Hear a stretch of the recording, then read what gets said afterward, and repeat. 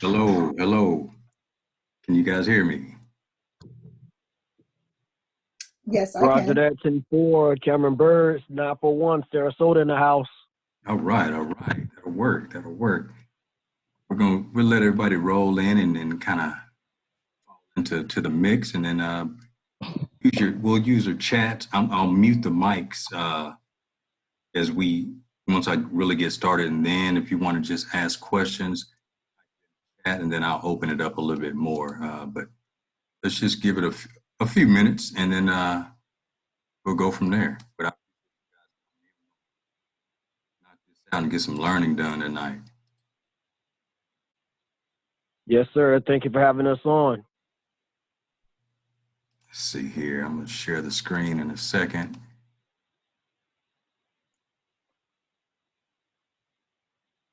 Yeah, start my video. Hold on. 1 second, guys.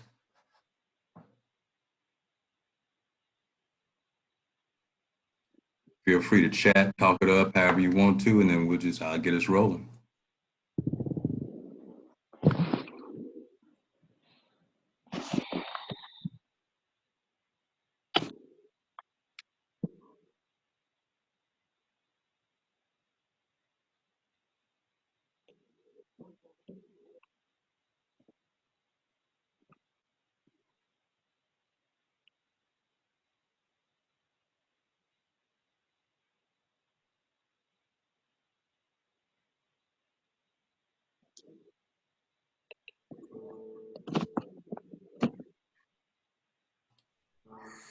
Give it a couple of more minutes. It's 7:58 Central Time. We'll get it started just right after 8 o'clock.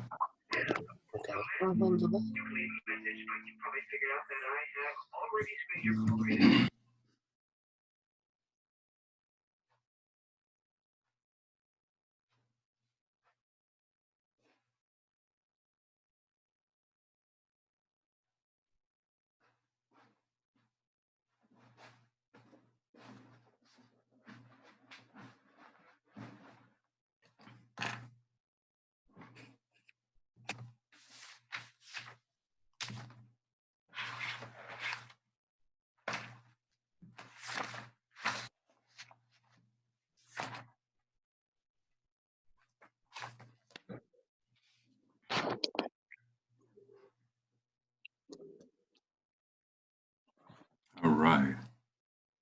Let's see here. We have 17 participants in here. I'm going to call them out. Brother Antar, Miss Deidre, somebody's from the Tidewater area, 757. 941. We have AG, Allen, Brother Jerome, Louise, Onis, Ujuzi, Robin Cooper, got Earn University. I like that. Andrea Aruda, BJ, CD Khaled, DJ Khaled, Lorraine Dupree, Val. All right. Uh, as we come in, I'm just gonna, I'll have everybody mute once we get going. And then if you have questions, you can type it in the chat and just, or hold it to a certain point. And whether you need to raise your hand, click different things to raise a hand and get my attention. Let's see here. And can you guys see the screen right now that I'm sharing? Yeah. Okay. Say that's just something they know. Yeah, I hear you. Go ahead, Andrea. We got some Drake going. Y'all hear me? Don't do that. That's all right.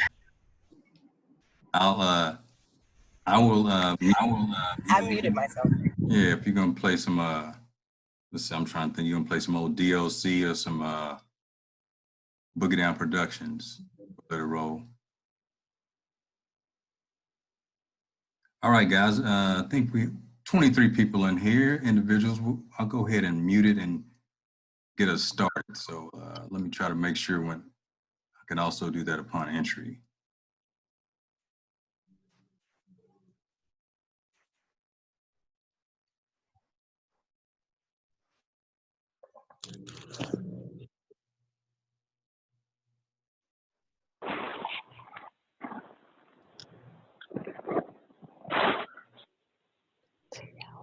What up, JD? What's up? What's up? We got I seen you try to leverage $10,000, sir. off 100. Hey man, I felt. Oh man, that's my bad. That's my bad on that. I was like, I Yeah, didn't. Up like I should have, but yeah. If you had real money on that, oh my goodness, I told my wife today. man. I told wifey, I was like, it's I'm gonna get it because it was right there. Okay, guys, I'm gonna go ahead and get us started. I appreciate you joining. Uh, there we go. Let me mute everybody, guys, and then.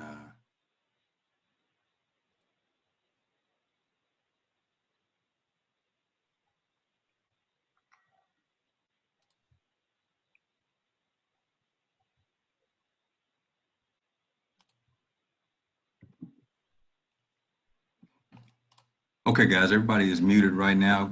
If you want to speak, go ahead and use the chat for me. But I appreciate you coming in tonight, guys. This is a serious thing now. Uh, we're all within the just the market of chaos right now. And the thing about that, this is a trader's market, and we're going to talk about the ideas of trading versus investing. But we have some individuals in here who trade regularly and deal with this. But I wrote a couple of things down for you guys that I believe are important. Um, in this market, we have to proceed with caution. Uh, Proceeding with caution is going to be important because the rips and runs, unknown events breed fear.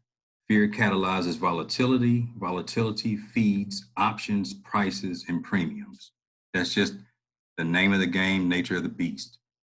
Because one day we're up 1,000, next day down 700, bounce back, and the fear comes into play when someone has a 401k and you see it going up, down, or you just jumped in and put money in the market and it loses $1,000 or 1,000 points worth of value. You hadn't lost $1,000, but the value of your account has changed.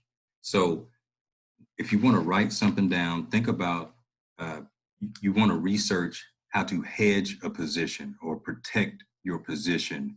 And a lot of individuals use options. Now, uh, the herd mentality pays traders, and this is something I wanted to play for you right away. Listen to say it right now.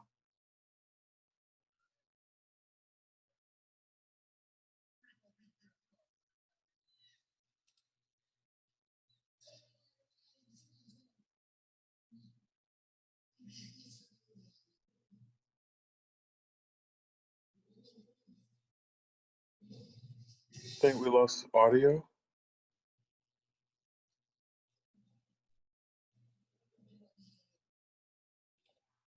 Guys, I'm back. I played the set the entertainer part. You probably didn't hear it, but the thing is the fear in the market, and it breeds the idea of okay, the herd mentality comes into play, and when we have that, the herd mentality, options traders and investors we can almost predict a move. Um, So the first thing we want to do, guys, we're going to pay attention to news events as we go forward. We have to continue to, and I know all of us are doing that. All of us regularly do that.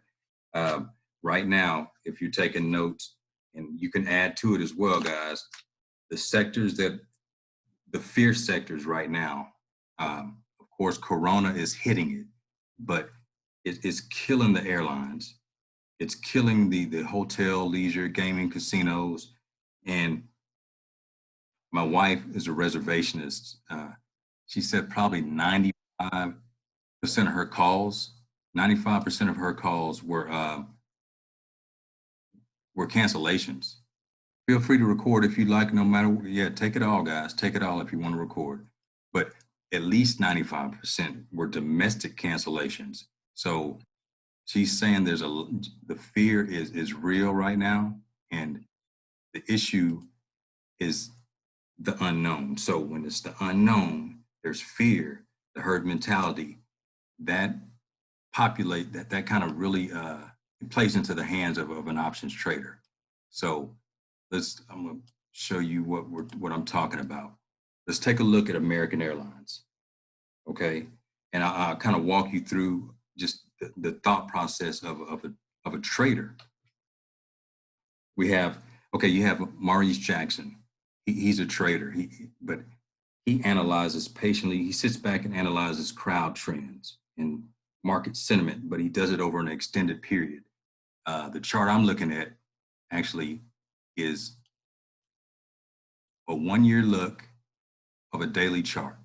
So I'm analyzing American Airlines over 1 year, but someone else would analyze, like King Stephan, he's in here. He gets into the streets and analyzes the moves of now, guys, I'm giving y'all psychology, just kind of walk with me as I go.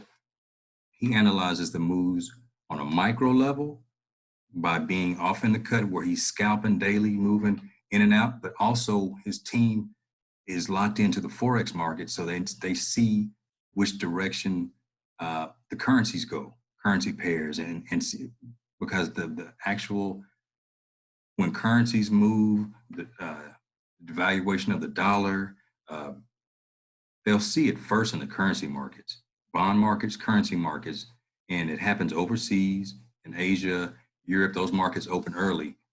King Stephan can pick up on those trends with his group and pick up on the just this, I guess it's the street vibe. You're trend watching. That's what we're doing, and we're picking up on the news. Someone like R.J. Holder, brother that puts a lot of the videos up out in Atlanta, that he travels all the time, but he sells premium.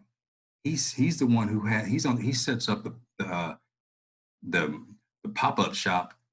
The mobile food truck, it's a mobile options truck, and he sells the options to, I'm a buyer of options. He's a seller. He sits back and lets the fear and the momentum suck all the premium out of the option that I bought, and he captures all that the profit.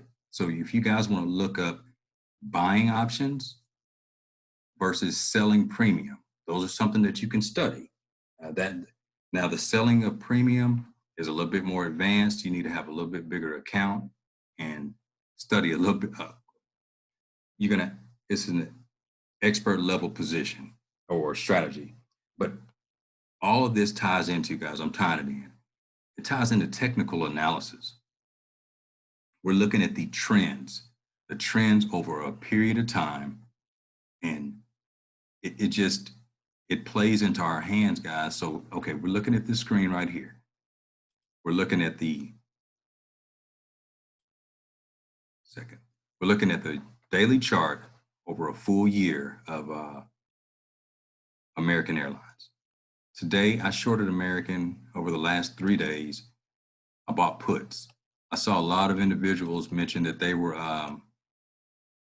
looking at buying American to go long. Now, if you're looking to get into American as an investment, okay, that's a different story. If you're buying it for the dividend, but if you do that, if you purchase it, be ready for the rips and the dips and the sell-offs, and don't come back in and say, oh man, I put $5,000 in and it's down 15 points, or I'm down 30%. You have to study. This is another term to look up, guys, right here. Market cycle. A market cycle. You have to let a particular, whether it's the entire market or it's a particular stock, go through its trend through a cycle. If we look back here, we'll go back to this. I need to move these out of the way. There we go. We'll look at the date of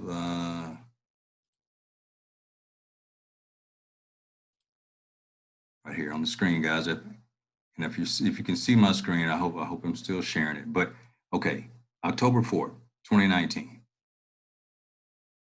Prior to that, on the 1st of October, we had a downtrend, and found a little bit of a base and started a little bit of an uptrend.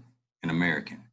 Now, I'll go back a little further, but if you had bought right here, early part of October, you're happy.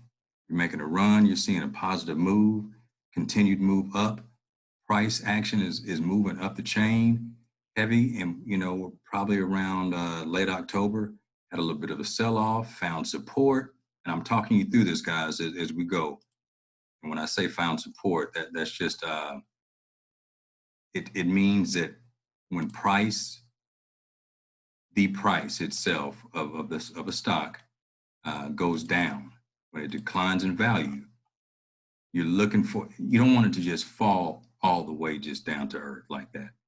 When I say find support, when price goes to a certain level, buyers get a little bit excited and they step in and buy. And that's when that's what's called support and resistance. So when price goes down to a discount level and people get excited about purchasing it, that's where they build a level of support. Like, oh man, if Boeing falls down to such and such level, if it goes below 300, I'm buying. People say that about everything. I'm not going to pay for this, but if it goes to this level, I'll do that. That's how we build support.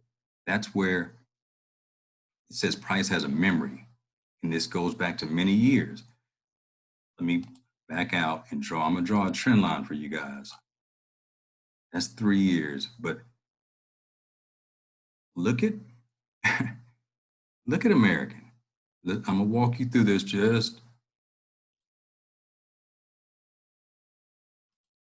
This is a weekly chart, excuse me. Each one of these candles, individual candle, the red or the green, represents one full week, one trading week. All right, we'll go back to April 17th or March 27th. This is almost around time where we are now, 3 years ago. Right, about $40, give or take. It runs up, finds a little bit of weakness.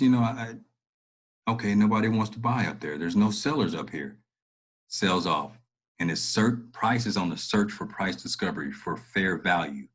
Oh, that's a little too high, brother. I'm not going to buy that at this level. Nah, it's a little bit.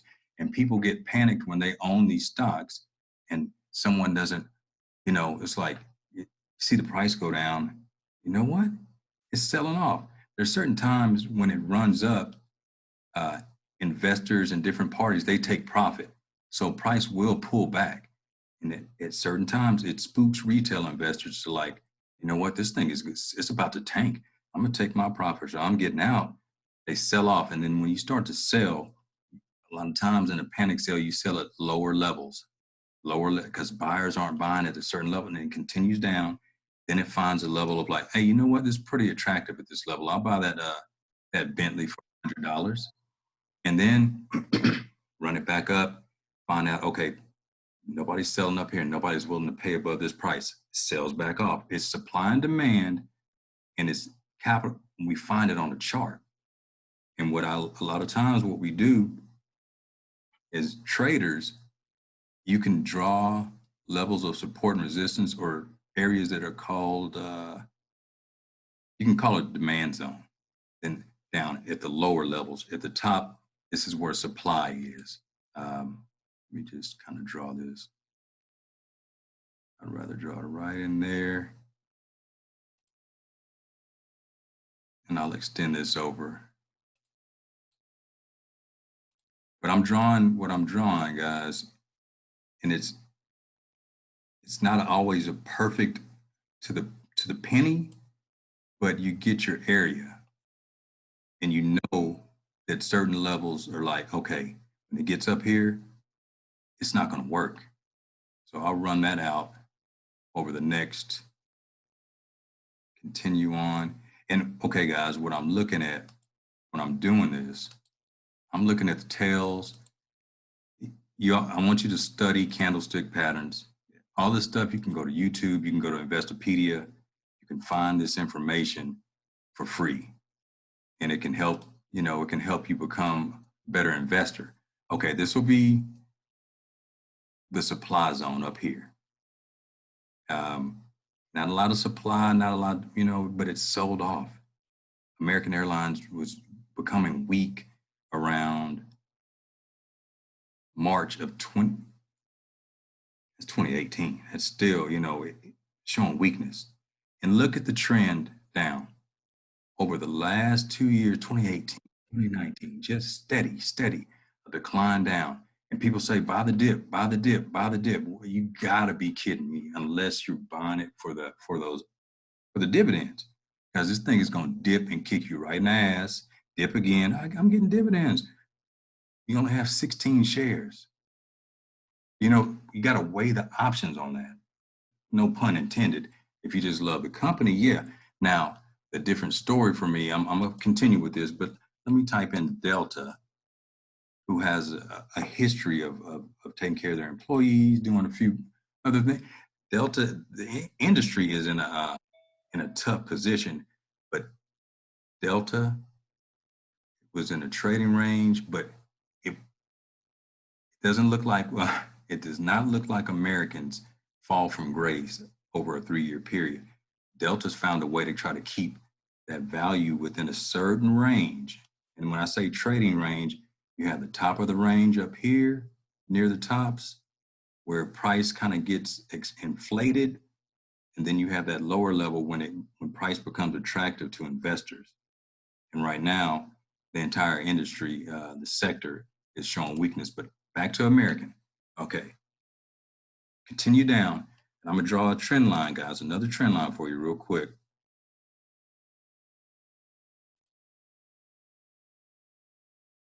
And when you draw your trend line, you wanna tap, when I say tap, you want to touch at least 2 points on, there we go. You wanna touch at least 2 points on the candlesticks. I'm going at the top of that one. It touches these two here, and it touches several others. So that's a consistent trend that I can trust. I can change the angle if I want to, but that's the bottom of the trend down here. And it's in a bearish channel. It's gone up to the top of that trend line. And a lot of times when it gets there, you can almost count on it failing. The majority of the, here we go. The majority of breakouts fail. And it's just, at least that first breakout, the majority of those first breakouts. And what I mean by a breakout, something that's fighting the trend. It's fighting against what the current trend is. So sell off, it didn't sell all the way off. It failed and it started going back up. We had a bullish trend, it failed. Now this is a weekly. This is 1, 2, 3, 4, 5, 6 weeks, 7 weeks, 8 weeks. Well, 7 weeks of green, sell off for 4, 3, run up, and that's just a bearish channel within a trading range within a bearish channel. So okay, period. Now we get to coronavirus, we get the sell off, we get the panic on that week of February 17th. Been hellacious. Bam, you see the gap down, and then you start seeing this one full week of just pain. Now we look down at the bottom, guys, and you can write notes. The RSI, the Relative Strength Index. That means just you have strength and weaknesses. When it falls below 30, which is the bottom line, it's oversold. That means it's just almost to the point where it's like, man, how much lower can we go before somebody comes in and buys it up because we're at a discount? Now, you can stay at oversold status for weeks, depending on how powerful the move is. This segment right here is the volume. So when you have a combination of a trend, a bearish trend or bullish trend, bearish means down, bullish means going up, increasing in value. If you have we're going to talk bearish. If you have a bearish down trend with angle and just long candles, and then you have volume, these volume sticks right here, look over to the left, look how low they are, and you can see the amounts like 27 million, 27.3 million, 22, 33, 33, 15, 22, 33, 40. Now you get down here when it starts getting hectic, a little corona-ish on the week, first of the year, 2020, 69 million. and it starts popping. And then when Corona really hits the industry, 132 million. So it's everybody's selling. Everybody's selling. And when you say, hey, I'm going long American, go long American. And if you try to buy options and go long, that is the immediate mistake of many. And you try to make your decisions, guys, based off of how the charts look if you're going to get into options. Now, if you're, and like I said before, if this is going to be something for you to do where you're like, you know what, I'm getting in this because I believe in American, it's going to come back. You got to go with what you feel, but don't put money that you need over the next 2 years in here and sink it, because this baby is going down. It might find support. I don't know where. It might bounce over the next couple of days because it's going in this trend. But if you wanted to ever buy options on it, I'll walk you through the option step right here real quick. I'm on Thinkorswim. I go to trade and I just put the symbol in here, and it pulls up the options chain. An options chain gives you, if you look at the screen, it gives you just a certain date right here. So this first one is the day of the month. Middle part is the month abbreviation, and the 20 to the right of that, that's the year. That 1 represents how many days till the expiration of this option. I'll break that down a little bit. And this is actually a weekly option. So they set it up to where these options expire each week. Usually in American options, we have monthly expiration dates, which is categorized or shown, represented right here. It won't say weekly. It'll just show, the 20. This is how you call it out.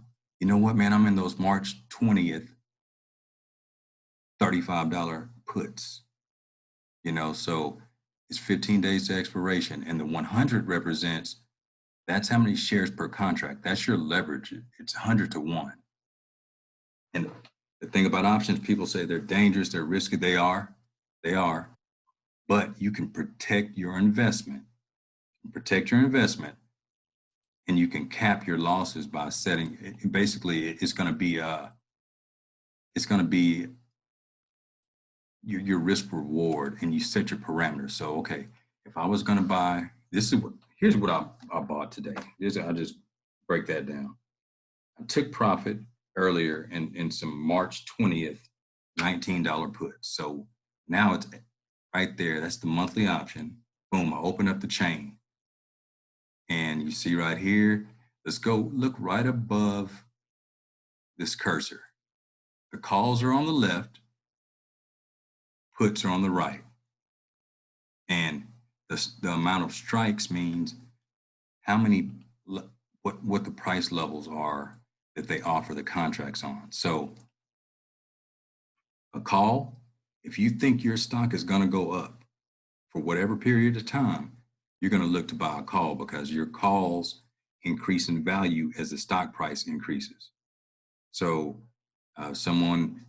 American's trading at $16.04. I'm sure someone will go down and say, you know what, it can't go too much lower. I'm gonna buy this particular one. It's kind of cheap. It's I'm sure American can go to 20. And this is only, okay, looked at the column right here, bid and the ask. And this is like, it says 28 cents. You multiply that by 100, that's 28 bucks. So that's how you get the official, your true cost basis. So $28 by $31. The difference between the bid and the ask is the spread.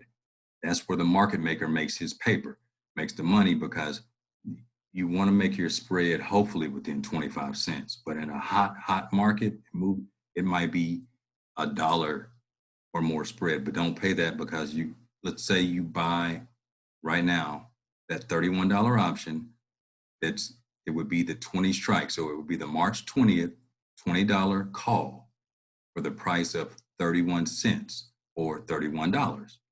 Right when you purchase that, you click on it. I got it. Boom, boom. It's in there. I own that option. And that gives me the option to purchase 100 shares of American Airlines at the price of $20. but I mean, it's below, the price is below the 20 bucks. That's not a good value, but that's why it's so cheap. So the idea is you're predicting that the price will go from 16, which is right here, up to 20 and beyond, hopefully. That's when that's when the premium increases. So the key to that, you have to know technical analysis. Everybody wants to go, they look at the news and say, I think it's going to come back. The airlines are going to come back. Let me buy one of those call options. Buy that call option. RJ Holder's going to sell that call option to you. He'll sell you that out of the money, because when you sell an option, if he sells it to you, he gets the 31 cents. He gets the 31 bucks. Somebody might buy 5 of those. He's selling that premium. So we'll go into that a little later. But what I'm trying to tell you, you got to look at the charts first. Now let's go to the left over here a little bit.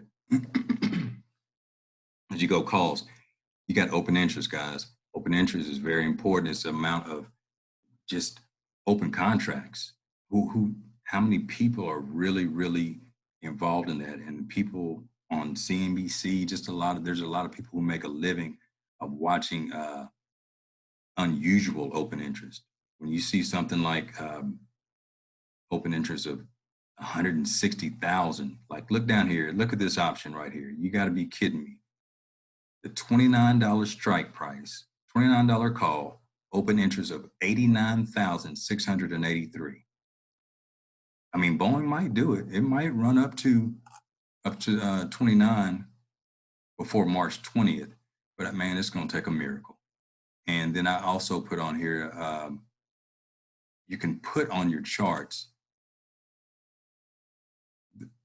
you can add something called the probability.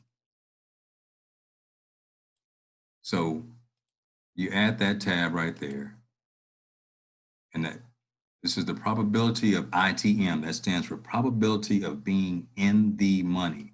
When an option is in the money, that means, let's say it's trading at $16.04. That $15 call is the in the money call.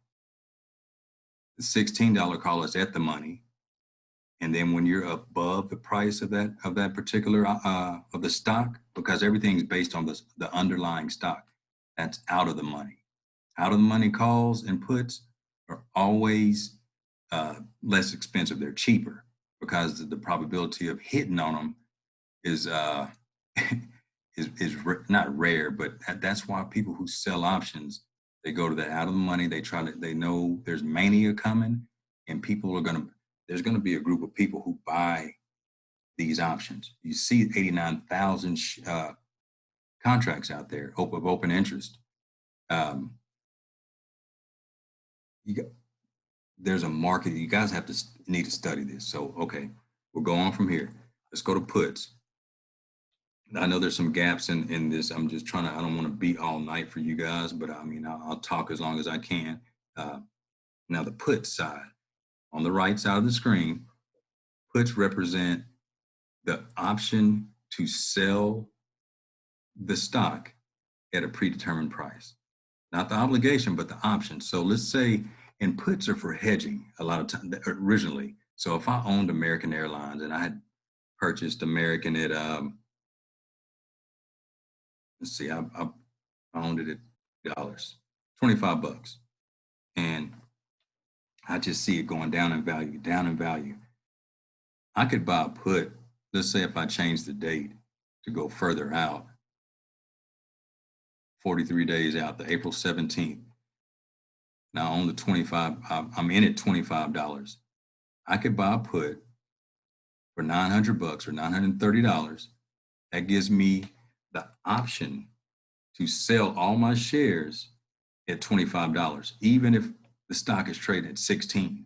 That's why it becomes attractive to a lot of people, because you're hedging your position. You're protecting the value that you lost. You're going to pay a little bit. It's like an insurance policy, and you still might lose.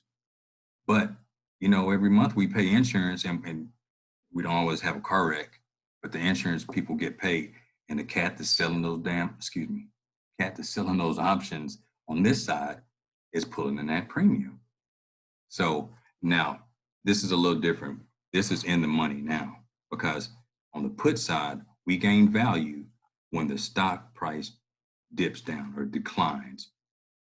So if I own that $20 strike, the April 17th, $20 put, and these are actually, these prices are pretty good for being this far out.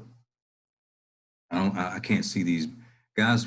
Look back tomorrow and look at these prices of these particular options on the April 17th. You know, this is a monthly, April 17th strikes. Just see what the value looks like. And I think they're going to pop. The value is going to go even higher. It just, anyway, I can sell it at this price, but if you sell options, you know, you can pull in the premium that you have to have a little bit more of a bankroll to start out. Okay, guys, we're going to look at another part of the analysis. On the puts, when the price goes down, the stock price at the top up here, American Airlines, if it goes down, let's say it goes to $15.40. This price, which is my premium or the price of the options contract, 283 by 290, which is what, $283 by $290, that increases in value as that goes down. So you puts mean basically like mimic shorting. There's a correlation to that, but it's a little bit more to it with the mathematics behind when your option improves in price. So that's for not another day, but that's for when I want you to study that, guys. It's important. So the next one I want you to look up or study, we'll talk about it as delta.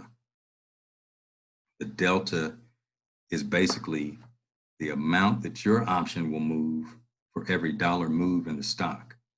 So theoretically, in most cases, you will want your delta to be fairly high. Now, if you're operating and you see something going on, and like let's go back to this March 20th, and I'm like, you know what, man, Americans gonna go down.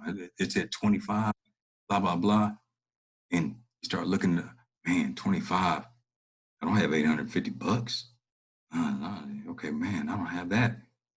You're like, you know what? That $50 one looks good. $63. Okay. You slide over here, that delta's at a 20. So every dollar move down, your option moves like a little 20 cents. But it's the probability of you hitting is like, you know, this isn't guaranteed, but it's 28%. It just declines as your deltas go down. Then there's something in this row right next to it, 2 rows over, called theta. Theta is a beast because that's called time decay. That's what we're fighting when you buy options. So when I make this statement, I didn't buy enough time. It's like this tomorrow is options expiration. It's expiration Friday.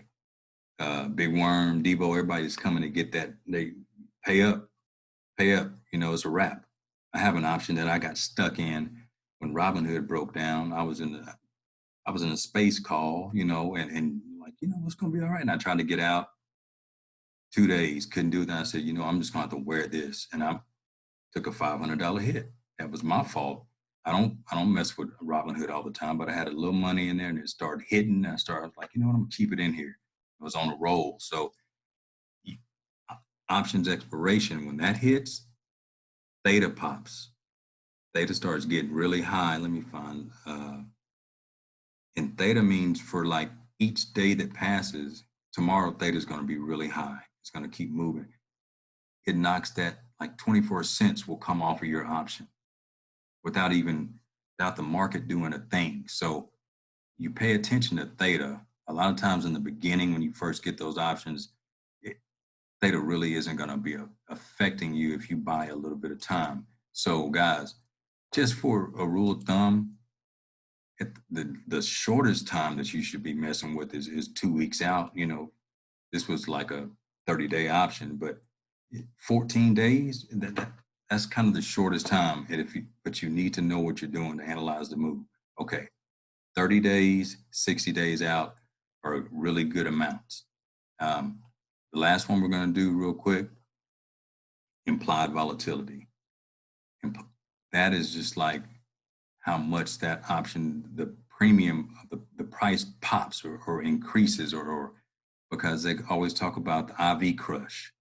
They're like your stock could move $15, but the IV is just eating it all up, and the options, the guy who's selling the options is just gobbling that up, and theta is really high, so your option price really doesn't move. It's almost like I'm not buying this, but people play those lotto options. You can look that up, like the day of expiration, and then there's supposed to be a big time move. Like volatility means that like the amount that the stock price will fluctuate or move is driven by chaos, fear. And that's what we're in that market right now, guys. Okay, let's say what I picked the last couple of days, man, I've been selling, I've been actually selling, buying. I'm in the March 20th, $19 puts right here. It's trading at 405 by 425. I bought this particular set of options for $2.55. So almost a couple $100 in profit with that. I bought a few of them. But I had purchased them earlier too, on the 3rd of March. Those options were only $1.85. So let's say I got them at $1.50 or $1.25. You know, that's $300 over a 3-day period. But I had to deal with the fluctuations in this doggone chart. And if you don't trust it, if you don't know what's going on, you get whipsawed out of it, guys. And we're going back into charts right now. Just bear with me. Hope I'm keeping you interested. Now, on the 3rd, okay, the 3rd was it's Tuesday, wasn't it? Yeah. All right, pre-market. Price had popped up a little bit. Now, let me go to a bit. This is an hourly chart. Each one of these candles represents 1 hour. And if you look at, I look at multiple time frames, and if it's like it's going down on one time frame and continue to go down on another, it's in trouble. And that's what I was dealing with American. We'll go back right here.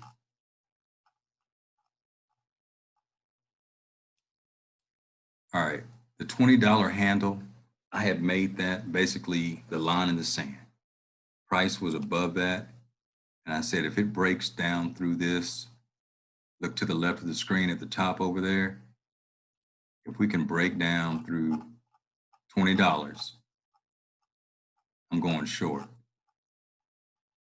And it was trending, it popped up over it and was hanging out. And guys, you'll notice there's certain levels, like I said, price has a memory. Certain prices and certain moving averages. Write this down, guys. Take a quick note. Write down simple moving average, or SMA. When you get to Thinkorswim, you can type in simple, and you look right here. It says simple moving average. And that's basically a moving average where you can set the date, not the date, but the period that you like it to trend. So let's just set this for 50. We'll put that at 50. And you lay it on your chart. And now it works better. This one, the 50 period moving average works better on the daily chart. You can see a better trend. And it's something where a lot of the investors kind of believe in. So it becomes a benchmark position or a benchmark moving average.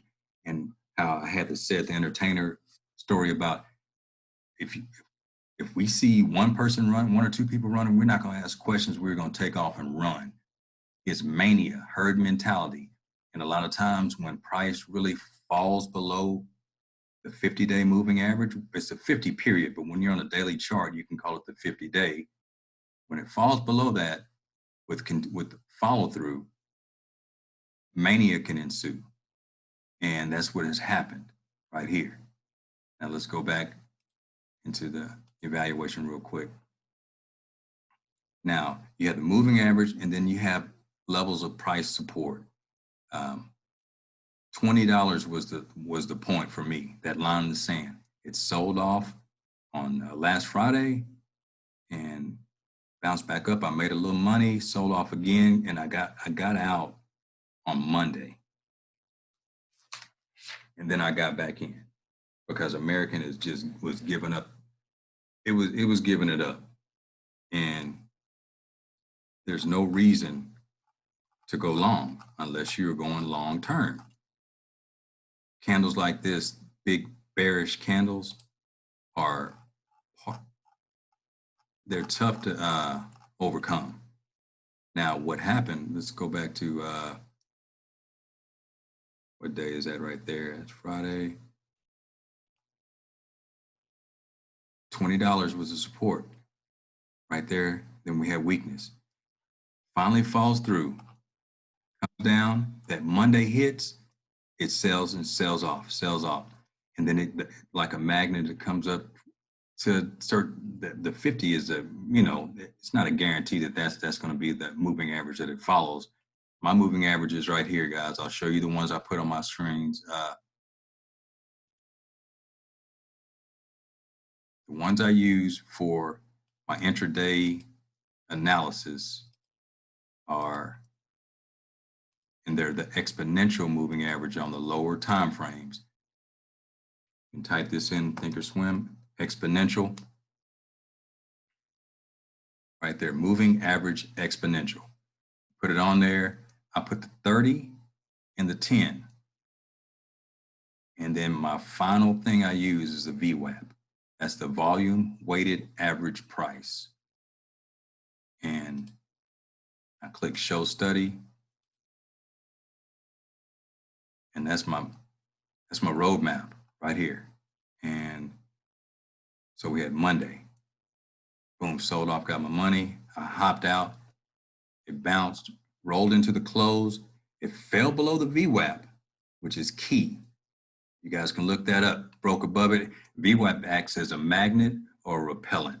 And right now it was becoming that magnet. It would get away from it, like 2 standard deviation spots away from it, and it had to come back to it. It had to come back to home. That's average price. It had to find its way back. It would break away like it's breaking out. It would come back to it. It's going to break out because news, and kind of trickles into a trading range after hours. And then we had some news coming up on Tuesday, a little popular, just it bounced in the pre-market, and I got in again, sold off that. Okay, guys, this is what's going to happen. Y'all going to make your first options trade, and the first thing that's going to occur is you're going to maybe, if you go short, let's say you go short, boom, it goes down, it's going to run back up. You're going to like, oh man, I might be doing the wrong thing. It's going to go back down. Yeah, I knew it was going to do that. You're going to talk, I promise you will talk like this. Oh man, okay. Ooh, it's going to keep going. Wait a second. What are you talking about, Green? Oh, what? Big one. All the way back to where you originally got in. Now, remember, this is the first 5, 10, 15, 20, 25, 30, 35 minutes, first 35 minutes of the market. And it is going to slap your emotions quickly, depending if you haven't made a decision of like, okay, I've analyzed this, I'm gonna let this play out. I'll give it from my entry was you regardless of what the strike price is of what the option is that you purchased, you need to kind of also pay attention to the share price of the underlying stock. So let's say it was at 1951 when you clicked buy on that option, you're gonna say, okay, I'm gonna give it 50 cents on the stock. Or if the option costs you $150, you say, you might only want to risk $50 of that. You can set that to where you can protect the amount of money you put at risk. But anyway, emotionally, it's not like it's a linear move on the lower time frames. It's down, buy back up, sell off, buy back up. But the sell-off is like, oh, I found support right here, and this might be another level of support. Boom, running back up, but it couldn't get above the original open of the morning. Sold back off. Now the moving average is kind of come into play, and it's just kind of it's trending lower, and then when it sells off, finds support, sells off, but when it finds another level of support to try to go up, you try to watch the levels that it makes. So if it's going down, you're looking at lower highs, basically like on the breakouts. That's high, that's a breakout, it's a lower high, down, breakout, lower high, had a breakout, it's a lower high, boom, so a little higher high a little bit, but it's still below the majority of these breakouts, boom. And then you notice as you're watching it, it's riding the 10 EMA, the blue line, the 10 exponential moving average, and it's not breaking over the 30. So everything is below, it's the VWAP, the 30, and the 10. So when moving averages cross, when the price crosses a moving average with momentum, that's a positive thing, whether you're going long or short. So price finally crossed over, but the way I have them lined up, they weren't in order. So when it got right here, around here, you had a little bearish trend. Actually, I could have gone short right here. It would have bounced up on me. It would have tested the little, because price is gonna test you. It's gonna test your emotion. It's gonna test previous levels. When it's finding that it has no buyers at this level, boom, sell off, and then it rides it down. Now we're getting far away from the VWAP right here. So when you start seeing distance, start paying attention to the RSI. Then you're like, oh man, the RSI it's not oversold. So, we might have a nice little trend continuing. It continued into the close. Go to Wednesday. I hopped in again. Sold off. And I was like, okay. And then I had to go somewhere. I had to get on the road. I saw that pop. But that's how it looked to me when I was looking on the phone. And I was at a stoplight, and I was like, you are kidding me, man. And it was skewed, but it just had my, excuse me, my emotions going. I was like, wait a second. And if you see this, let's say you look at it right here, you always look to the left. This looks like this is about to run to the moon because you can't see the candles to the right. That's the hard right line. It hadn't populated. Hadn't populated yet. We're looking basically hindsight. As let's say you're going short and you're looking, you're like, man, boom. Hard, powerful, just an opening candle, green, bullish candle, bullish engulfing. When it engulfs the previous bearish trend, another bullish engulfing it breaks one moving average, two, breaks the third, it breaks the VWAP, which is key. Sellers come back in to try to sell it down, creates a wick on top, can't get it even any lower than right there. And then the next candle opens at the close of the previous. That means it's nothing but powerful moves, and the volume is increasing on the power trend up.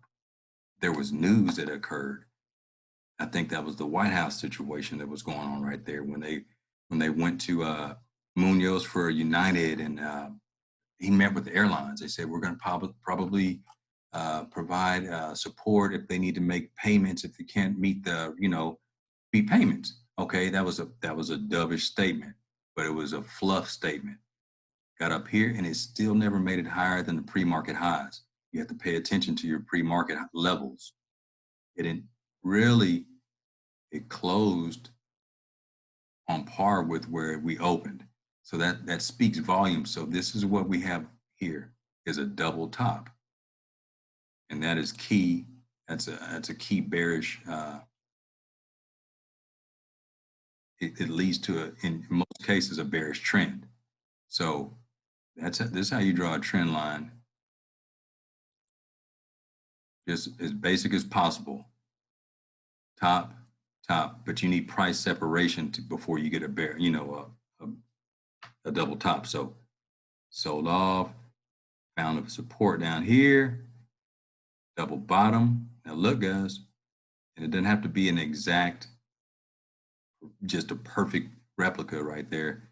You can draw it there, or my double bottom in my mind would be in this range right here.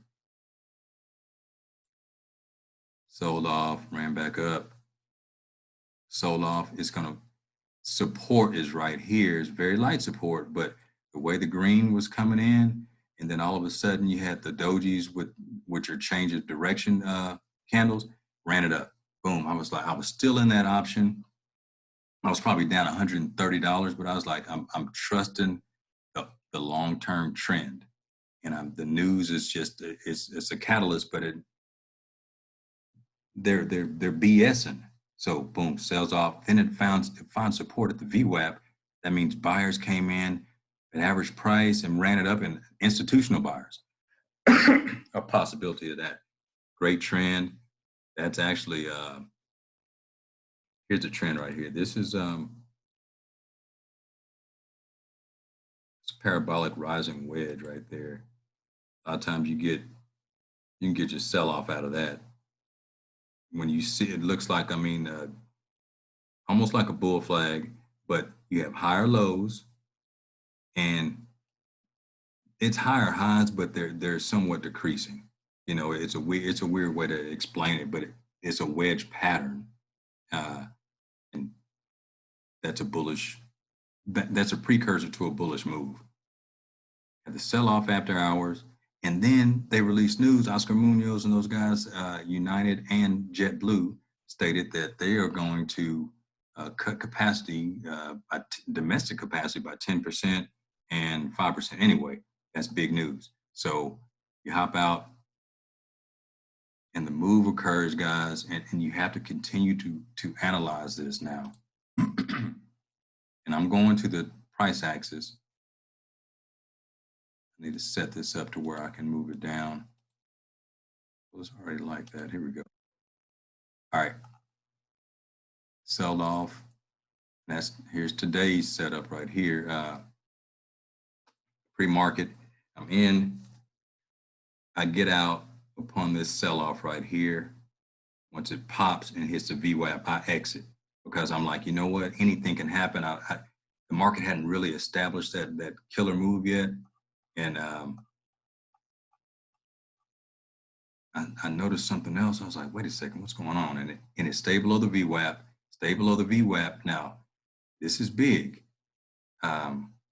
If a price cannot break a previous level of resistance, and it a lot of times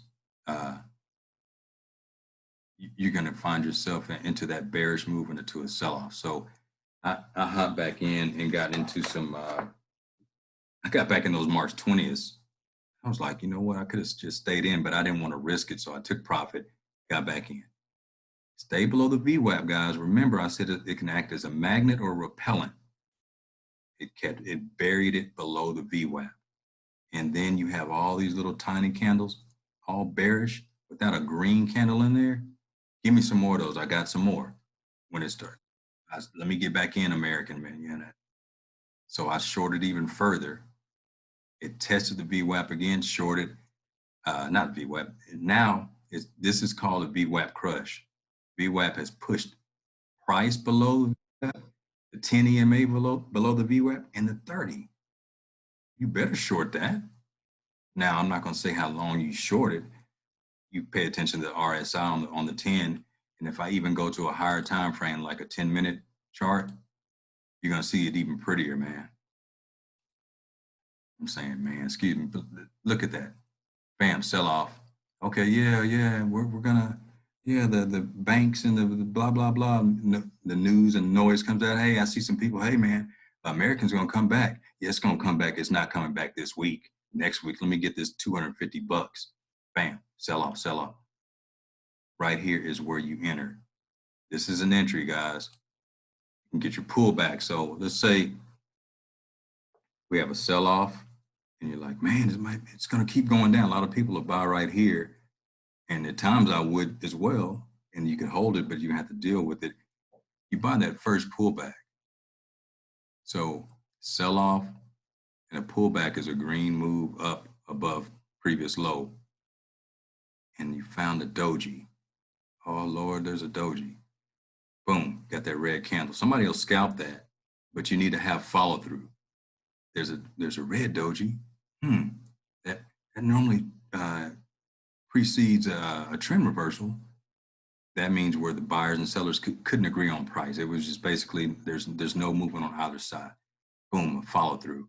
But I had a doji that preceded that. It's kind of, I don't know yet. You can still short it. You're good. I'll say short it. You can buy puts on that. It pops, you're going to doubt yourself. Oh, wham, same level. Oh no, follow through. But it cannot break the VWAP. You have that VWAP on your screen for a reason on these levels. And to get that doji, that's your rising wedge right there. You draw your trend line, and I could do it that way, or I could even go parabolic side. It's not super high, but it's lower highs, higher lows, and price separation is just decreasing. Boom, sold off. You got to get in. You need to enter, whether once it falls below that previous low, look for an entry. And remember, when you get in, it's going to bounce up and you're like, oh man, I did the wrong thing. But if you set your stop, you would set a stop, really a tight stop. And when I say stop, it means if price goes to a certain level, which is, I would put it at the high of this, which is $17.07. And I would get in below $16.92, and that's really tight. But American wasn't just moving with big rips. So you could have tight stops. You just ride it out to the close, and then then you get the news. So that's how I analyze it. And I'm still in this play right now. I'll show you real quick. We'll go to Robinhood. I was trying to exit out of Robinhood. I left a little money in there. This is that. It's actually a $19 put. I think I said that. But, I was down like $130 at one point, but I knew that market average was gonna hold for me. And you have to analyze the charts properly. And you can predict moves, guys. You can predict a move. Now, what you can't predict is how far that move will go and when exactly it will occur. That's the tough part about it. I'm gonna give you guys some chance if you want to talk about any industries. I'm gonna give you a couple of names. Like the airlines are weak. JetBlue. I'm still in JetBlue. Look at that. It fell below all these support levels and it powering down now. Pay attention to the RSI. It's oversold, so it may run up a little bit and find a little support. But how can you go long this particular company right now? There would be no compelling reason to purchase a call unless you were going to scalp at a lower level, or unless you just you love JetBlue, you Kentucky Wildcat, you love the Big Blue, and or if what is it? Never mind. Shout out to Young Nip. But anyway, there's no reason. I want to give y'all,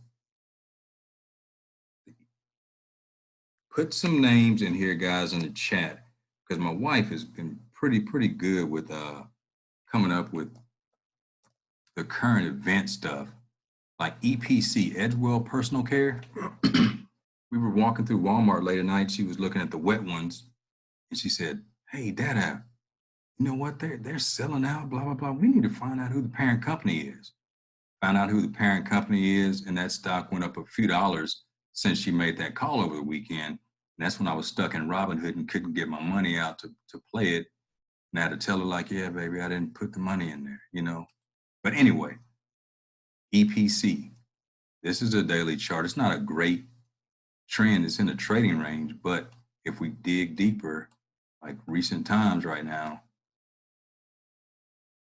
you can see that you can find a little bit of alpha. When I say alpha, I'm not talking about the A5s, but I'm talking about something where you can look for value or a win out of it. And over the last, it's February 3rd, they had, I think this has been going for a little bit, and it sold off, got to that peak, almost like all the coronavirus stocks, and sold off and found that base, two dojis. You're going to get your pop, broke across the moving average. EPC is set up right now, guys. Let's see.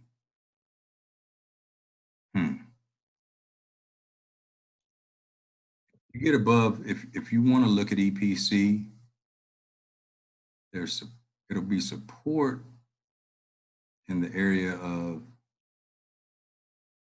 30. Let me write this down as well. 34, 37 is support. Now, remember when I say support, it's give or take 10 cents, 34, 37. Now, it might pull back, and if you get an entry above, what's the high right here, 35.17. If it pushes above 35.17 and comes back and tests one of these levels, you might have a long play. Keep your eyes on EPC, guys.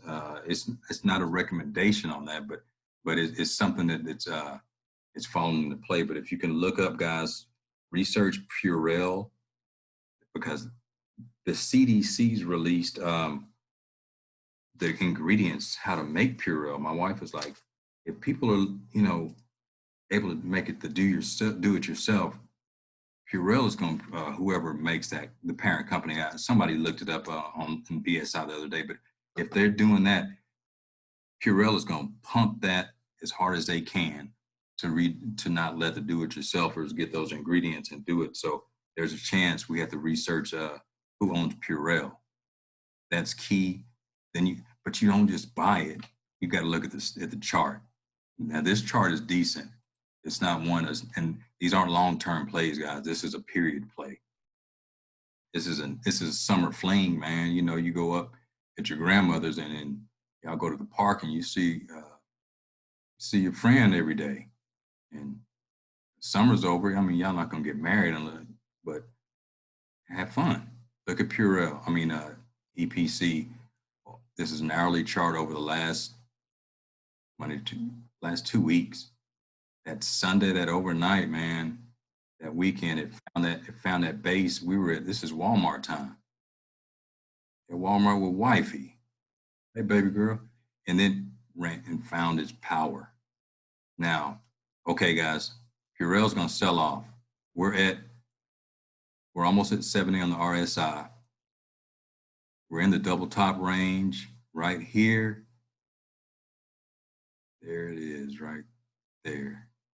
35.15 is going to pull back at 35.15, give or take. It might even run up to that 35.98, but that's going to be a tough push. If it does, it's going to sell off and look for that. There's going to be a supply. There's going to be that demand zone. Price levels are pretty good, like at 33.69.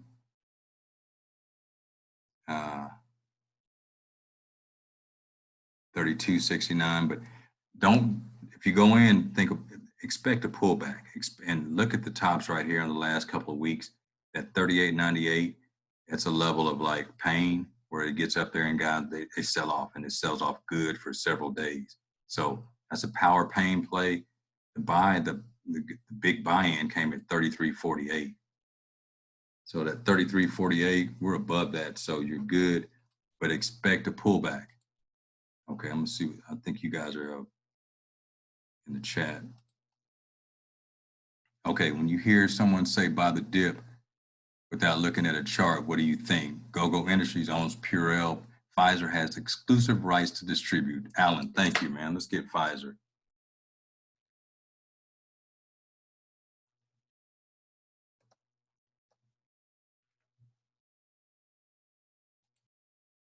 Okay, and I'll tell you, when I hear someone say buy the dip, that's just a cliche statement. It's like, I mean, it's like this too shall pass. Well, it didn't pass for Lehman Brothers and Bear Stearns. I shorted the hell out of them. I just didn't have the money like those boys on the Big Short. But in most cases, if your blue chip companies have a history and they have support, and a lot of times you get the government to fund your that pain to bail you out too, at certain points. Um, we're going to look at Clorox, definitely that's on there. But okay, we're at Pfizer.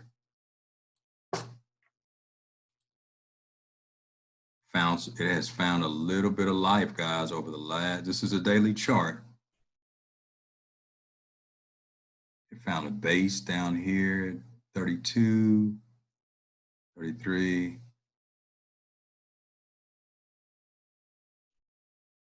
Let's see where support is, real support. All right, long-term support on Pfizer. And I like to do support and resistance. This is just a yearly chart. At 34.19 handle. I like to touch a few lines. 34.23, give or take. Price bound on support. And we're running up. It closed the gap here. We're at a moving average. Okay, guys, I'm gonna put, let me put this on the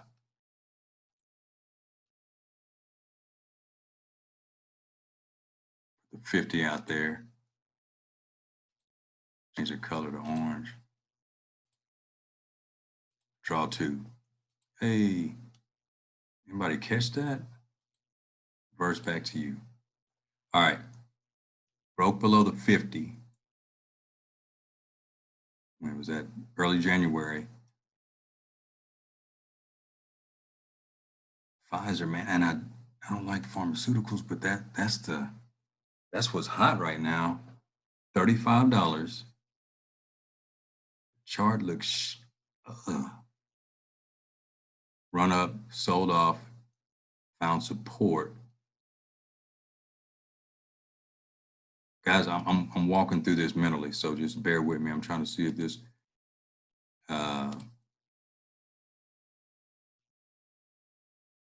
it's not overbought. 36.47. Guys, y'all can find certain levels, man.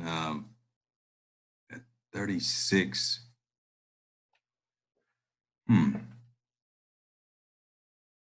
Some support there. Man, on the hourly, guys, I'm gonna watch. Let me one more look at this hourly.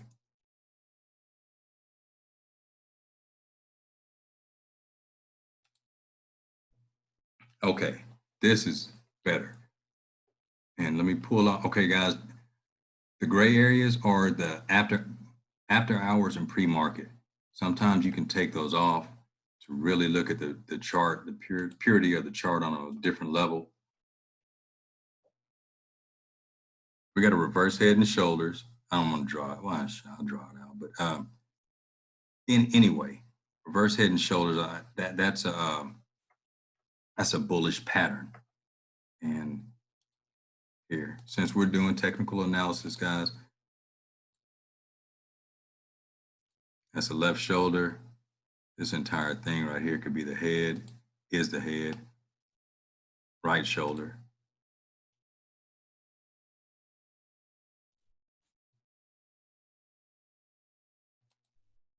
So head, so left shoulder, well, right shoulder anyway. Left shoulder, head there. I use a lot of times, you got to go, you draw a trend line across the neckline. And it's actually the neck, it's pretty straight right now.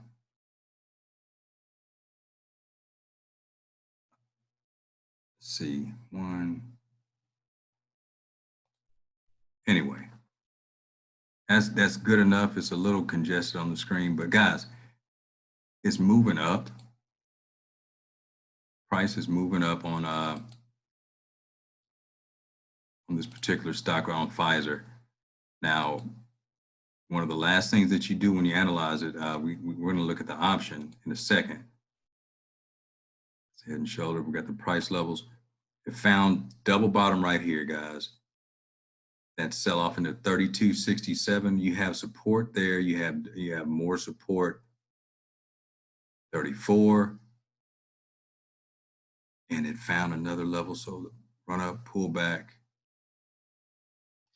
Oh man, let this price go above. I need to be above 36.08, but there's a gap already been filled. You don't want to miss the run. Okay.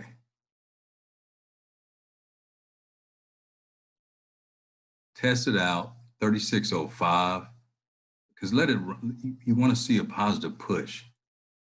Had a gap down right here, guys. We got to fill this gap right here, 36.13. So this is the entry areas where you can start testing the waters at 36.05 to 36.13 to see if you can break that high of that 36.17.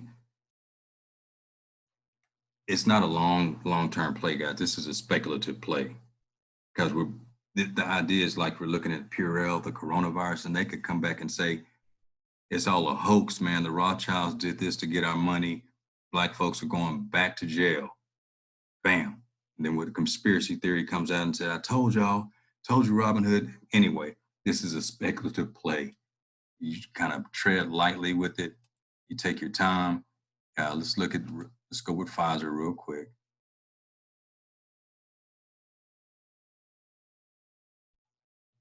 PFE, option chain. Now, I actually would look at the March 20 with 15 days to go long. Prices are pretty good. Implied volatility is not up into the 170s like those other ones. 72 by 94 is one strike out of the money, and the 44 delta is not that bad. 44 deltas the 40 deltas tend to move a little bit pretty quick, and they hop into those 60s kind of quickly if the price moves well. Okay, I'm not saying to get this one, but one strike out of the money isn't that bad. So your $36 strike on that March 20th is pretty good, and I'll let if somebody else wants to chime in on that. Let's see, guys. The last thing you want to do, I want to see what the ATR is. Average true range. How far does it move each trading day? And this is where you guys need to go. One of the spots, FinViz, FINVIZ. Here we go. PFE for Pfizer. Check the news as well. Healthcare, drug manufacturers, definitely going to get some play. ATR is only $1.11, but that's solid. Moving and have you going crazy. Earnings January 28th. March. Rated on the 27th of February to a buy. Pfizer ways working March 5th with potential coronavirus vaccine. Pfizer's about to get a little bit of a pop. You go into the news and find out what time this report hit. Reuters, March 5th, 2020, didn't even say the time yet. But anyway, do your research on it, guys. It might be something worth looking into. I wouldn't, just don't shoot your wad on it, but take a peek at it. I'm in everything short, man. This is my basket right here, guys. Coronavirus, but I'm watching the airlines. Alaska, get out of here. Boeing, oh man, I missed that move. I thought I was in the short, but breaks every level of support, and then it's pouring out of bed with volume and all bearish candles. It's probably going to pop a little bit. It's at 266 in the after hours, but anyway, it was down $22. It's below 300. People were waiting for it, man. Nobody's buying it. You can track the entire the market basically that with that. And JetBlue or Spirit. Spirit is like Greyhound of the air. You can short that thing. And I'm in Spirit Aero Systems. I'm gonna get out of that because they might get a boost and start saying they're gonna, start production again. But guys, let's go here. If you have questions, I hope y'all are still here. I hope I haven't bored y'all. Clorox. It falls right into that basket we're making with the coronavirus, guys. That's a nasty red candle, man. That's a nasty red candle. But look what it found. People sold off right here. I'm gonna buy it back up. Sell it down. No, we're gonna. That's support, man.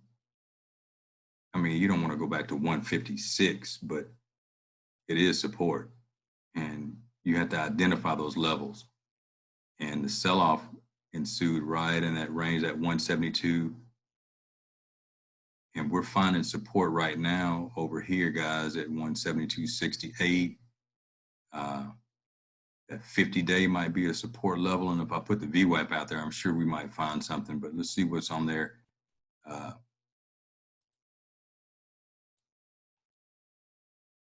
appreciate that. Oh yeah, feel the gap on it, man. Swim. Okay, thank you for putting that in there, guys. If anyone wants me to look at anything, have any questions or statements, I was gonna where is it? Let's see. If you're still here. Oh, Miss Kelly, hey. Hey, King Steph. What's happening? Hey, man, are anything you want to add to what's going on with the volatility, the fear, and how it's like as a trader, when you find support and resistance, the majority of people who analyze something in similar fashions, we're going to see those same levels or similar levels. Do you agree with that? Like, Oh yeah, for sure. What I would add though is, and it'll make more sense if you guys do decide to get into the technical realm. Me and JD may have the same technical analysis, but we're gonna see a different picture. Like I prefer more to scalp. So where I don't like to be in nothing for like longer than a day or something, right? So when you have certain goals like monetary goals, like okay, I want to make $50 a day, or I want to make 10% or 20% or whatever. With options, you can kind of, with the delta, you can factor that into your equation, right? So for easy math, let's just say, you get a contract where your delta is 50 cents. So, like you said earlier, every dollar moved, you're gonna make $50. So if you buy two of those contracts, basically every penny that goes in your favor, you're gonna make $1. So if you just want to make $50, you buy two contracts and the stock moves 50 cents, you get paid, and it's easy as that. And so if you pick a stock like Apple or McDonald's or something that moves in a $1 to $3 range, it's easy to hit them for $50 a day because you know that it should move, 50 cents in your favor. So reading these candlesticks is like an ink blot test, and everybody's going to see something different. So the way that you make your money is going to be how you interpret the charts and how long you want to stay. So, when you see somebody talking about technical analysis and it doesn't line up with yours, that's cool. Just remember that, whatever pattern you see, that's the pattern that you trade. well, man, I appreciate that one. I'm a gentleman asked risk reward, how I set it up on mine. Go ahead. I didn't say nothing. Okay. Well, look, I trade off a lot of times I'll hop in on the 5, and let's just say if the gentleman who asked that, if I hopped in today, which I was trying to get in on on save. Let me set my chart up real quick. I'm gonna take the 50 off.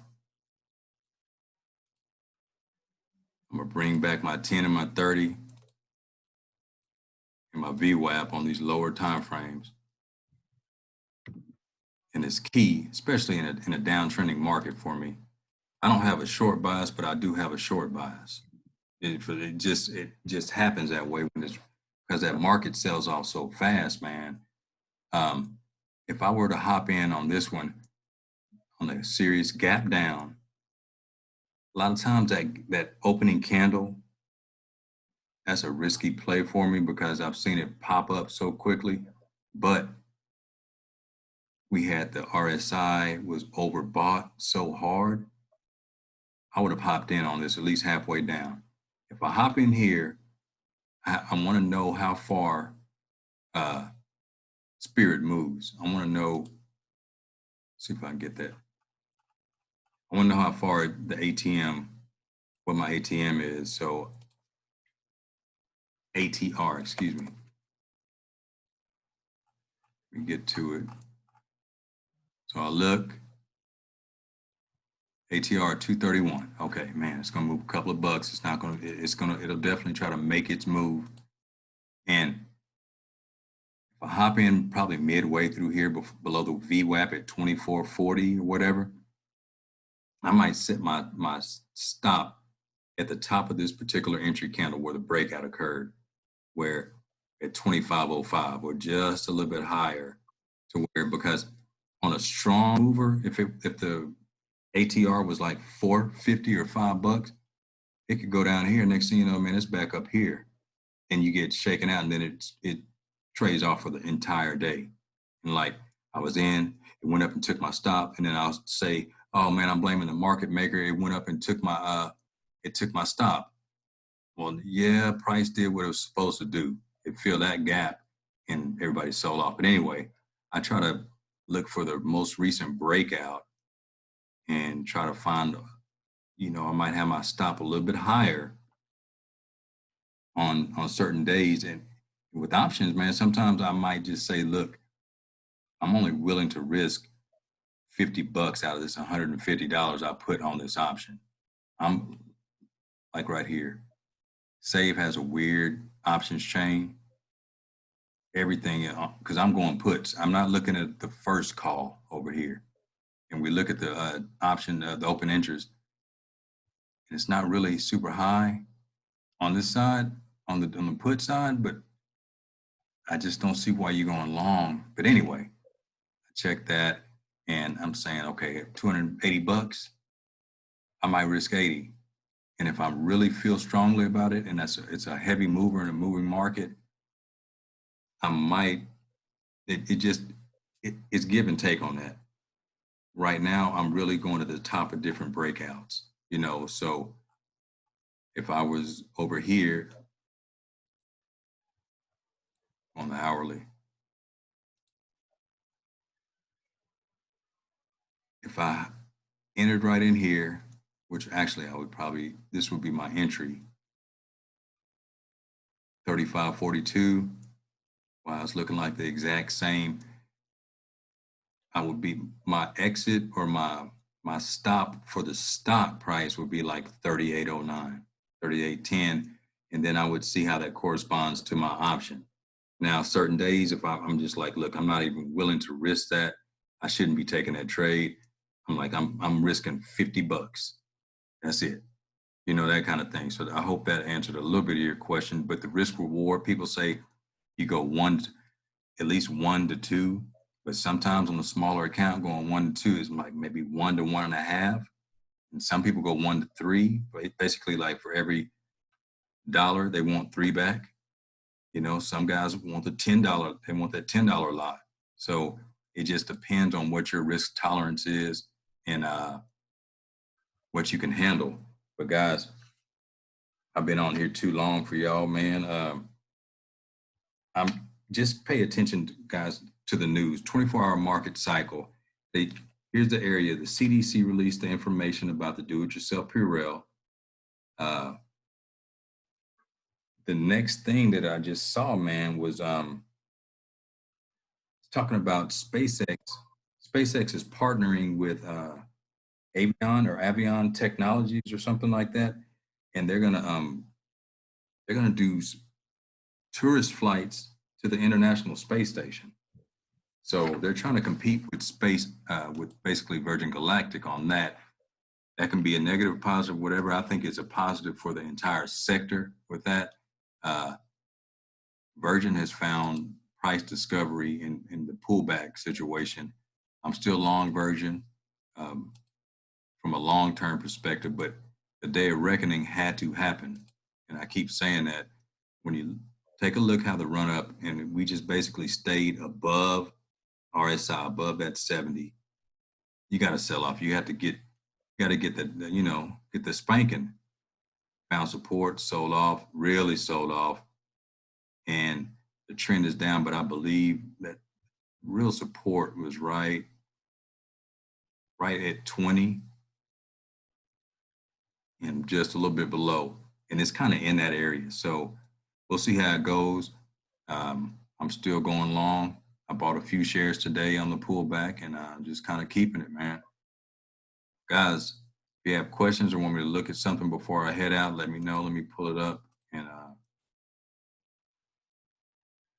okay, got to go. Thank you for coming in. Thank you for coming in. Would you say those are investors taking profit or a little bit of both, man? I think, but if a hard sell-offs, man, a lot of times that institutional money, at the end of the day, they say that's when a lot of that volume occurs, a lot of power moves, and I don't really analyze it that much. But if price action is getting me, I'm thinking that it's an institutional mover has done something. If it really pulls back, like, and we're about to see that in a bunch of different areas. Like, it just hit the cruise line, guys. I'm short. I've been short Royal Caribbean. The CC. Damn. Look at Carnival. All of them. And they just found a ship. They found a full Carnival cruise, something like that with the Corona. And so Carnival's gonna get his ass handed to it over the next couple of days. But see, now when you hold something over the weekend, guys, if you're gonna trade it, you wake up that Monday, man, and then pre-market is up $15 off of some fake news or whatever. So you be careful holding it over the weekend. And what I used to do, I used to buy a Friday put every Friday, man. I was buying puts on Boeing. I was hitting that Friday, hitting the lick every Friday, and a couple of times I got it handed to me. But like, I missed it today. I've been trading it and I missed it today. It falls into the speculative play, and Boeing's gonna come back one day, but it's not coming back this week. So it's popping after hours. It might be something I might look to get back into over the next couple of days. Well, not I get in there tomorrow, man. If I could have got that money right on MetaTrader, I appreciate that, King Stephen, man. Hey, that was hilarious. I said, what's going on, man? I put that $100 in. I put 10,000 on this. If you would have hit though, that would have been $1 million. I was gonna, it was a wrap. I was leaving. I was gonna walk away from my game that I was at today. Leave all my stuff there. But look, guys, Boeing falling right below the RSI. It's gonna find support, but I think we have some price levels at the 270.32, and Boeing can move, man. I mean, $22. If I were to get in on something like this, let's say I entered in right here at 286, and I only set my stop right at this particular level, like right 291, there's a good chance I'm getting popped out. Or if I entered in right here, it ran up to 296, almost, 297. So I would look for hopefully the previous move or a previous level of resistance and maybe put that there. But I'd have to really gamble and risk it. Let's see. Oh yeah, Stop loss. How do you say it set again. You got somebody asking, how do you Yeah, set a stop loss? yeah. Oh, yeah. Okay. Let's see. I'm in a funky little trade right here. I'm gonna set closing order. This is on Thinkorswim. Stock. It's a sell, one share. And I don't even know why I had BCRX. I was like $3. Let me just see, this thing might run to 15. I'll go buy something to eat. But if you want to, battery's running low. All right. Let me plug it in, guys. But I set my stop loss, and you need to set those immediately because you're gonna talk yourself out of selling. And so I can set a stop at a certain level to where right here is at we're trading at 383. It's at 372 and a half hours. If it falls, to say if it falls to 350, I would set that stop, have it there. It will take me out at 350, and I put it in there. It's going to take me out, and that's how you do it in Thinkorswim. I usually do it from where I'm tracking my stocks, but in options is a little bit different, or you can set a trailing stop. Now trailing stop is when you're in profit.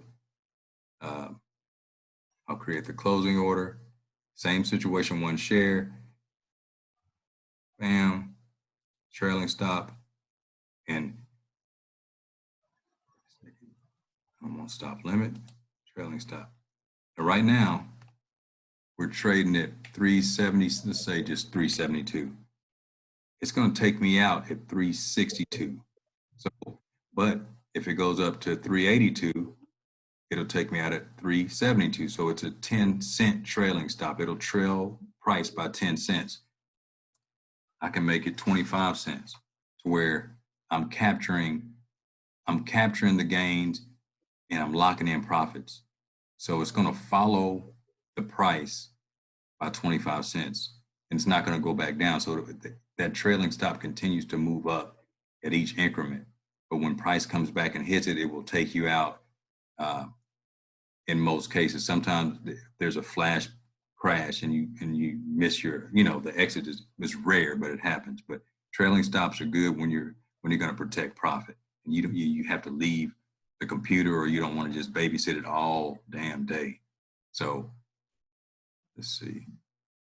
One of the dangers, though, that you want to watch out for when you doing stops is depending on how fast that the stock moves. So if you set your stop at 350 and it can blow right past your stop, and you think you lose $50, and then you lose 100 because it doesn't get filled until 300 or whatever. So kind of want to set your stop a little bit above if you want it to get filled in time. Right. Because there's going to be a little bit of lag or bleeding through, possibly. But good point, man. Well, if you want to say anything to the crew at all, man. Me? Yeah. You up in this mix? I think that's my.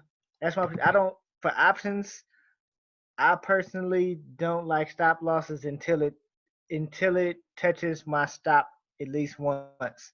But I'm a little riskier because options it moves different. So like you say, you're gonna have that up and down. So that $50, uh, sometimes it's worth that bounce. But I also lost 2 racks last week doing that shit. So yeah, sometimes it burns you, but you live and you learn. Last Risk last thing, guys. When you get into a play, if you're gonna trade options or whatever, know when earnings is, because there's a lot of times you can buy that option and find out earnings is the next day, and you don't want to hold through earnings. That's where the coin flip comes in. That's where the gamble comes in. It's like boom, earnings, and you don't know which direction it's going to go, and the people who play earnings, they do the advanced option strategies, iron condors. They might do the spreads. They capture they capture the move properly. So that's something to study up on. Here are a couple of websites you can go to, guys. I check FinViz. That's a daily spot that I go to. Uh, everything is red, all red. But you got your news. Then I also go to Benzinga. That's a good pre-market thing in the morning. Investopedia. This is where you go to study. All the questions that you have, you can type it in. Let's say right here, options for beginners. You pull up option strategies, but you go a little bit lower right here. Search results. Option trading strategies. Guide for beginners. Beginner's guide to option strategies. That's just. Do you ever use Forex Factory? Let me pull that up. I've never been there. Forexfactory.com. Yeah. So Forex Factory, you can. So anytime that it's news that'll affect, like you can just narrow it down to like the U.S. So like unemployment rates, manufacturing, like anything that has influence over the market, consumer confidence, it'll you look for the stuff in red. So, or the Fed may be speaking, like anytime the Fed is talking, I'm out the market. So it'll tell you when the Feds is speaking and you can, get a weekly outlook. So I try to look at that at least once a week, if not once a day, to find out if it's any major news that may affect the market. Well, I think the Fed is set to speak tomorrow, right? Somebody's speaking early. No, that's Fed will speak next week, I think. But anyway, man, that's good info right there. I think someone had one more question. There we go, Forex Fact. Thank you. Market Chameleon. We have Benzinga, Market Chameleon. Oh, we got it. There we go. Hey guys, I appreciate y'all coming out. I'm gonna wrap this up, man. Hey, have y'all ever been on those doggone calls or the webinars at the end and say, hey, you know what? You want to stay around and we're gonna set this up. We'll have someone who invites you on this call. They'll get in touch with you and blah blah blah. And we'll do the marketing with the t-shirts and blah. No, it's none of that, man. If y'all have ideas and thoughts, hit me up on the Facebook. Hit King Stepping Up. We'll just keep going, keep studying, and I'll put the link to the recording in in Facebook. But there should be a way, guys, if you're in here, man. I don't know if you can subscribe to this channel on Zoom or what, man. I just so I can try to find a way to stay in touch with you if I can't tag everyone. So I'll post it in the forum. All right, guys, y'all be safe. All right, man. See you. Appreciate it.